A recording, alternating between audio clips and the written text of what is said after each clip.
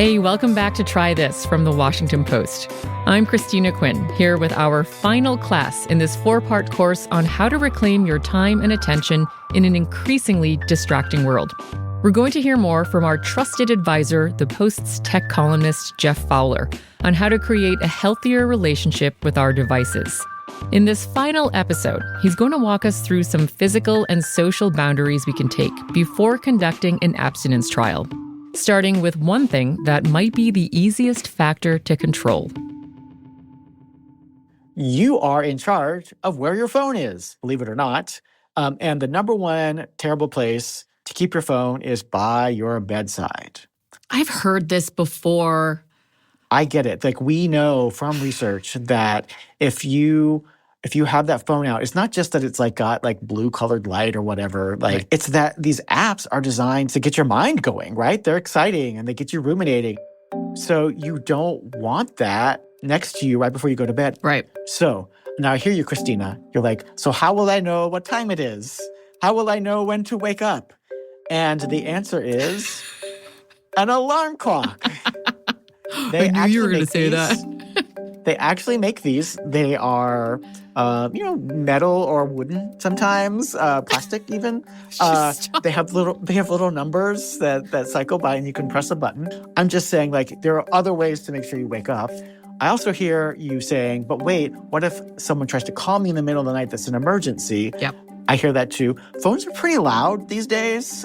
So I feel like if you made like a nice little altar for phone charging that you keep right outside your bedroom door, that you put it in each night, you could still hear the phone if it rang, and then you could go get it if you need it. I love the idea of making an altar. Yeah, have an altar for all your... It's for all your charging thingies, and it's great. And also, there's something sort of like ritualistic about being like, and now I shall place the phone upon its place, and thus begins the restful time of my evening. Right. It's very ceremonious. I like it. Yeah. So let me suggest another physical boundary. Okay. If you keep it out of the bedroom, another physical boundary is keep it away from the dinner table. Oh, yeah, totally. I just think it's rude when people are on it at the dinner table. All the time, though, right? It's pretty common now. But especially if you have a family, you just make a family rule, you know? The folks at Common Sense Media have a lot of really good advice and kind of worksheet kinds of things for families that are about to give their kids a first phone. And part of it is like the kid has to write like a contract with their family about how they'll use the phone. And one of the suggested things in the contract is no phones at the dinner table. If you want to take that a step further, I once interviewed some folks who practice a phone-free Sabbath. Ooh. So I like that. the whole family just decides this is our no phone day. And they all put them in the same altar, whatever you want to put them, bag, lockbox, you name it. Yeah. And they go about their lives as normal family, normal people. Phone-free Sabbath sounds lovely. That's a great idea. Worth at least a try, easier than trying to go cold turkey, for a longer period of time. More tips on creating physical and social boundaries after the break.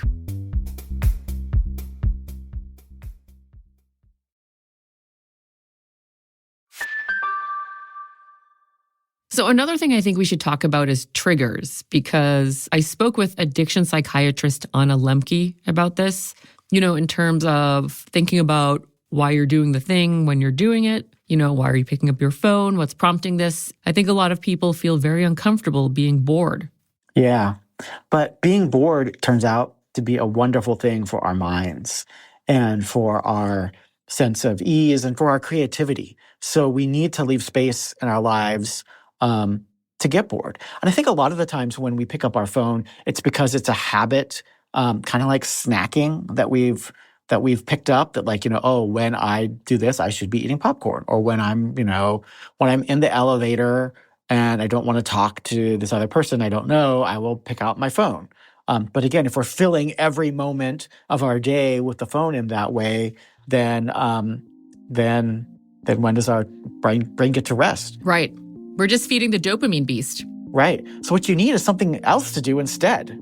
So what else can you do other than pick up your phone? What did people do in the ye olden days before 2007? before we had these smartphones. I don't know, people would read something on a piece of paper, but just experiment with different things. Some people doodle, they have a little piece of paper and they're drawing. I don't know. Christina, what has worked for you as like another thing to do? I think reading an actual physical book, for sure. Going for a run, being outside. I really do think that just being outside more just helps you get out of your head. Here's another thing. It's going to sound a little woo-woo, but breathe, right? Yes. So if you feel yourself, you're in line for coffee, you're in that elevator, just say to yourself, wait, just keep the phone away. Just breathe. Just see what happens. Yeah. Breathing is always just, it's really great to be reminded of that. It's common sense, and yet so many of us don't do it intentionally. So there's one more category of things that we haven't talked about yet that I want to make sure we hit. And these are social boundaries. So we all live in a world where we have people in our lives who we think expect to hear from us and be in contact with us constantly, especially at work. Slack. So email was bad enough, but then Slack came along and it sort of like ratcheted up the expectation that you're going to respond within a certain time period. Slack, like other apps, has like things you can go in to say, I'm offline right now, or don't tend to push notifications right now. And great, use those things if you can. But I think more important is just to have a conversation with your manager, with your aunt or sibling or whoever, to say, there's certain times of day, like I'll take in my own life. I've got young kids. And so between basically 5:30 and 8 every night, I'm in dad mode. And that means like if you Slack me then, I am not going to respond to you. And that's a good thing. And my boss knows that. And she knows that if something really big did happen, she could call me and I would answer the phone and then we'd know. But we've had that conversation. Right. And so that makes us happier and healthier. I don't feel guilty about not constantly looking back at my phone during those times. Actually, having a conversation about those boundaries makes everything less awkward, or preempts any sort of possibility of having that like, hey, why didn't you get back to me? Yeah, or the guilt about it, right? Yeah, because I wonder if, because everybody now expects to hear everything as soon as an announcement is made, and there's sort of like this expectation now that people are going to respond or everyone's just going to know what's going on. But how do you work around that? I mean, if you do have your notifications turned off, or if you aren't logging in every day. Yeah. So 2 thoughts on that. First of all, one is a social fix for it, which is have that person in your life who is your information source, right? Like have that person who is on top of the Beyonce news and will tell you when there's some Beyonce news that you need to know, because you're going to need to like log on exactly at 9:59 to get those tickets. Everybody's got a person like that in their lives. You don't necessarily have to take on that work for yourself. And also, if you tell your friend because I have this kind of person in my life, if you tell that friend that they play that role for you, they'll feel really special about it, and it'll build your relationship. So one could be kind of a social role. The other thing is, in terms of turning off notifications or adjusting any of these technical settings on your phone, think of this as an experiment. Everything in your life could be a series of experiments, right? If you think of it this way, but particularly your relationship with your phone. So go in, turn off as many of the notifications as you think you won't want. And if it turns out that you really did want the notifications from like the Ticketmaster app so that you get that alert about Beyonce, then you can go turn that back on. But just constantly iterate and play with it, and you'll get to a happy place. I can tell you, I have gotten to a happy place in my life, which has much less notifications in it than it did, 3, 5, 10 years ago. But it's taken time, and it's this kind of negotiation. And also my interests have changed, right? Like, and so I've sort of had to shift with them. Jeff, this is great. Thank you so much. You are a wealth of information. I'm very excited. I feel like I have the tools that I need to live a better, focused life. Thank you so much. You bet. Glad to be of help. Jeff taught me a lot about what we can do at the individual level to have a healthier relationship with our phones. But it reminded me of something our old friend, addiction psychiatrist Anna Lembke said when we chatted about the importance of working on this effort together. It's not a you problem, it's an us solution. it is really important to acknowledge the collective nature of our digital media addiction and the fact that it's all fine and good to tell your kids to get off of their computers and go outside and play. But if they go outside and play and there's nobody else there because they're all inside on their computers, that really is a problem. Yeah. That is a genuine problem. Right. And a lot of people live alone now. They keep themselves company with their devices while they're eating, while they're doing laundry, while they're cleaning house. And so to say to take that away is to really, create not just boredom, but also kind of an intense feeling of isolation. I still think it's a project worth doing, but we need to do it collectively so that people come together and aren't in isolation as they're trying to, reduce their digital media use. That's right. Our last piece of advice is engage the people in your life in this mutual exercise. Decide on collective device-free time or plan phone-free community events. Enlist your friends, rope in your family, see what works together. Okay, recap time. Thanks to Jeff's infinite wisdom and rigorous research, there are 3 levels of boundaries we can take on to adjust our relationships with our devices.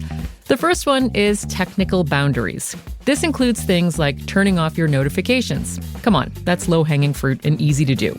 You can go in and turn off notifications for certain apps and leave others on. The choice is yours.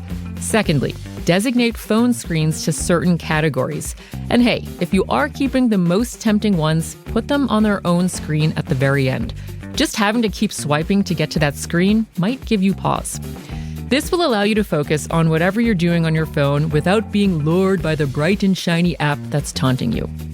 There are also physical boundaries, like not keeping your phone by your bed. Personally, I'm a fan of the ceremonious charging altar. And then there are social boundaries. This includes having conversations with people in your life about setting expectations around how and when they can contact you or hear back from you as you try on this new and hopefully quieter and more focused lifestyle.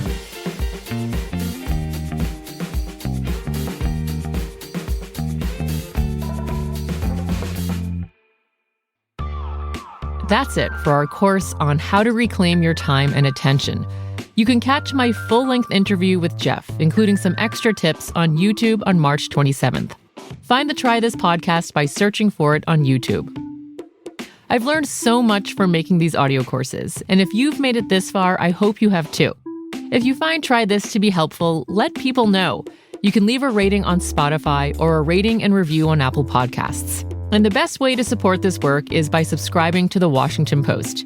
You can do that at washingtonpost.com/subscribe or through the link in our show notes.